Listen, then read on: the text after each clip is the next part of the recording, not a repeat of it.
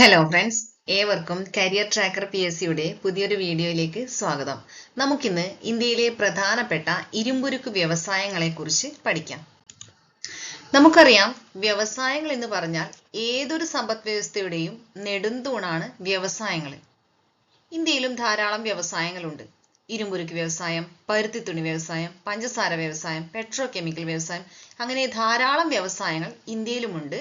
Indian സമ്പദ് വ്യവസ്ഥയുടെ നെടുന്തൂണാണ് വ്യവസായങ്ങൾ എന്ന് നമുക്ക് പറയാം. ഈ വ്യവസായങ്ങൾ എന്ന് കേൾക്കുമ്പോൾ തന്നെ നമുക്ക് ആദ്യം ഓർമ്മ വരുന്ന പേരാണ് ജംഷഡ്ജി ടാറ്റ. ആധുനിക ഇന്ത്യൻ വ്യവസായത്തിന്റെ പിതാവ് എന്നറിയപ്പെടുന്ന ജംഷഡ്ജി ടാറ്റ. ഇന്ത്യയിലെ ആദ്യ ആസൂത്രിത വ്യവസായ നഗരം ജംഷഡ്പൂരാണ്. അതുപോലെ തന്നെ ഈ വ്യാവസായിക ഉൽപ്പന്നങ്ങൾക്ക് ഗുണനിലവാരം നൽകുന്നത് ബ്യൂറോ ഓഫ് ഇന്ത്യൻ സ്റ്റാൻഡേർഡ് ആണ്. BIS എന്നറിയപ്പെടുന്ന ബ്യൂറോ ഓഫ് ഇന്ത്യൻ സ്റ്റാൻഡേർഡ് ആണ് വ്യാവസായിക ഉൽപ്പന്നങ്ങൾക്ക് ഗുണനിലവാരം നൽകുന്നത്. വ്യവസായശാലകളിലെ മലിനീകരണം കുറയ്ക്കുന്നതിനായി സ്റ്റാർ റേറ്റിംഗ് പ്രോഗ്രാം ആരംഭിച്ച സംസ്ഥാനമുണ്ട്, ഒറീസ. വ്യവസായശാലകളിലെ മലിനീകരണം കുറയ്ക്കുന്നതിനായി സ്റ്റാർ റേറ്റിംഗ് പ്രോഗ്രാം ആരംഭിച്ച സംസ്ഥാനമാണ് ഒറീസ.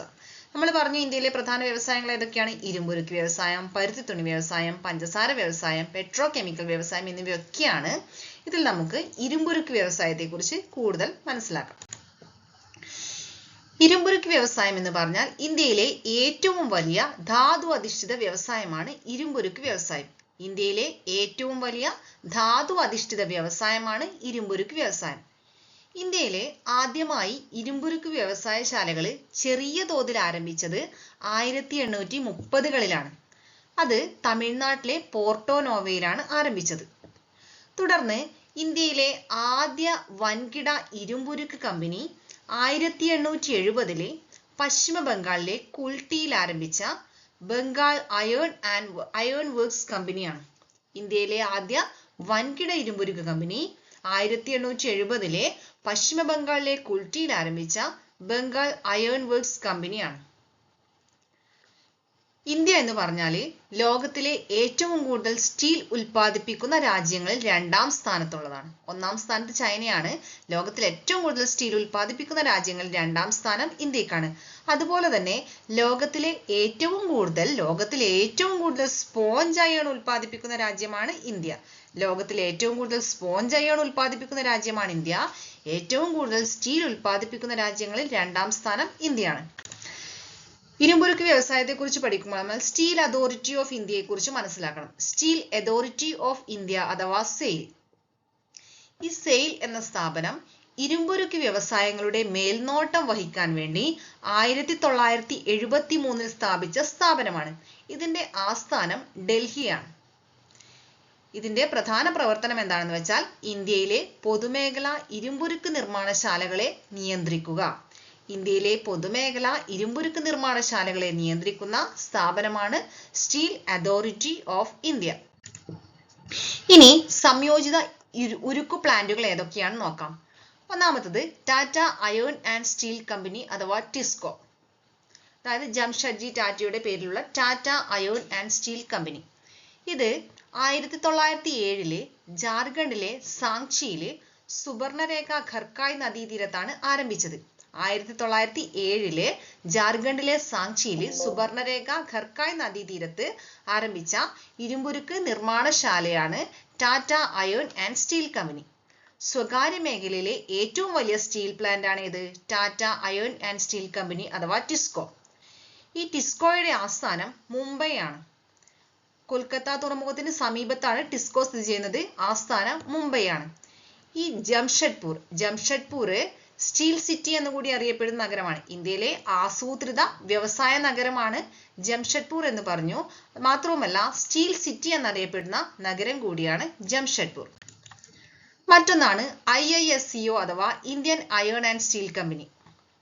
ഇത് പൊതുമേഖലയിലെ ആദ്യ ഇരുമ്പുരുക്കുശാലയാണ്. പൊതുമേഖലയിലെ ആദ്യത്തെ ഇരുമ്പുരുക്കുശാല ഇന്ത്യൻ അയേൺ ആൻഡ് സ്റ്റീൽ കമ്പനിയാണ്.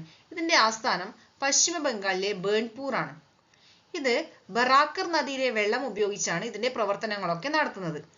ഇവിടത്തേക്ക് ആവശ്യമായ ഇരുമ്പുരുക്ക് ജാർഖണ്ഡിലെ സിംഘത്ത് നിന്നാണ് കൊണ്ടുവരുന്നത്.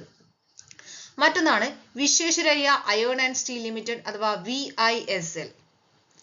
കർണാടകയിലെ ബാബ ഭൂതാൻ മലനിരകളിലെ കേമാൻഗുണ്ടിലാണ് ഇത് സ്ഥിതി ചെയ്യുന്നത്. ഇതിന് ഒരു പ്രത്യേകതയുണ്ട്. ദക്ഷിണേന്ത്യയിലെ ആദ്യത്തേതും എന്നാൽ ഇന്ത്യയിലെ മൂന്നാമത്തേതുമായ അയേൺ ആൻഡ് സ്റ്റീൽ കമ്പനിയാണ് Visvesvaraya iron and steel company അഥവാ VISL.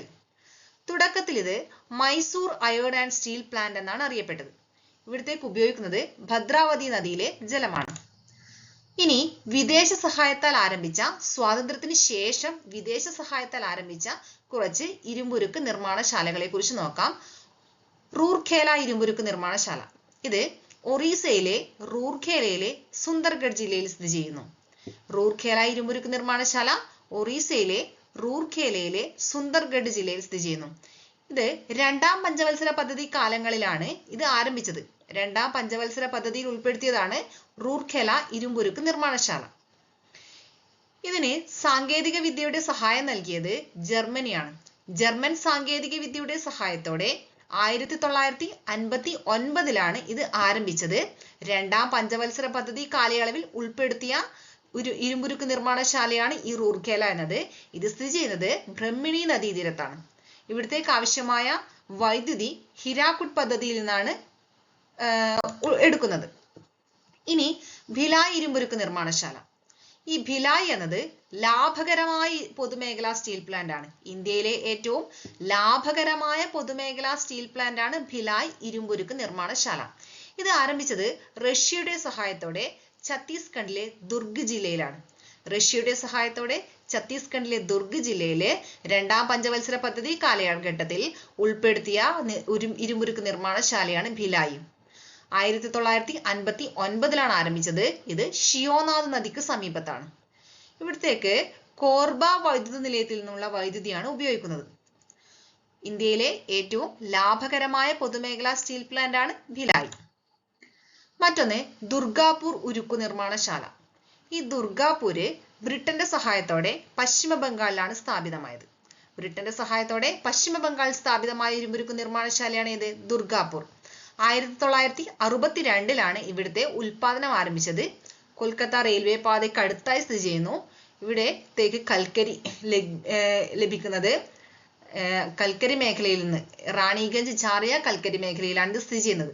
റാണിഗഞ്ച് ഝാറിയ കൽക്കരി മേഖലയിൽ സ്ഥിതി ചെയ്യുന്ന ദുർഗാപൂർ ഇരുമ്പുരുക്ക് നിർമ്മാണശാല ബ്രിട്ടന്റെ സഹായത്തോടെ പശ്ചിമ ബംഗാൾ സ്ഥാപിതമായി. 1962 ഉൽപാദനം ആരംഭിച്ചത്. ഇനി ബൊക്കാറോ. ഈ ബൊക്കാറോ ഇന്ത്യയിലെ ആദ്യ സ്വദേശി സ്റ്റീൽ പ്ലാന്റ് ആണ്. ഇന്ത്യയിലെ ഏറ്റവും വലിയ ഇരുമ്പുരുക്ക് നിർമ്മാണശാലയുമാണ്. 1964 റഷ്യയുടെ സഹായത്തോടെ ജാർഖണ്ഡിലാണ് ഇത് സ്ഥാപിതമായത്. 1962 റഷ്യയുടെ സഹായത്തോടെ ജാർഖണ്ഡിൽ സ്ഥാപിതമായതാണ് ബൊക്കാറോ ഇരുമ്പുരുക്ക് നിർമ്മാണശാല. ഇന്ത്യയിലെ ഏറ്റവും വലിയ ഇരുമ്പുരുക്ക് നിർമ്മാണശാലയാണ് ബൊക്കാറോ.